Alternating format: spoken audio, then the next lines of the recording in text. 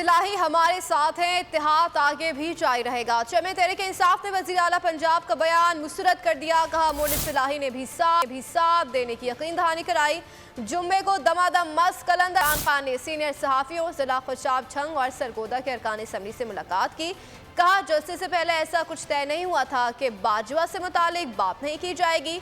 चौधरी परवेज इलाही दबाव ले लेते हैं, जब कहेंगे परवेज इलाही असम्बली तहलील की समरी भिजवा देंगे। तमाम अरकान ने इमरान खान के असम्बली तहलील करने के फैसले की तौसीक कर दी। कप्तान ने अरकान असम्बली से आम इंतखाबात से मुतालिक भी रिपोर्ट तलब कर ली। इमरान खान ने ट्विटर पैगाम में कहा कि इम्पोर्टेड सरकार ने मईशत का जनाजा निकाला, दहशत गर्दी से निमटने में भी नाकाम रही। इंतखाबात मईशत को मुस्तहकम करने का वाहिद हल है। अगर आपको हमारी ये वीडियो पसंद आई है तो लाइक पर क्लिक कीजिए। हकीकी आजादी की जंग में बोल भी कप्तान के हमकदम। इलेक्शन कराओ मुल्क बचाओ की लाइव ट्रांसमिशन, दिखाई लम्हा बलम्हा सूरत हाल। रील और रेटिंग में भी बोल न्यूज रहा नंबर 1।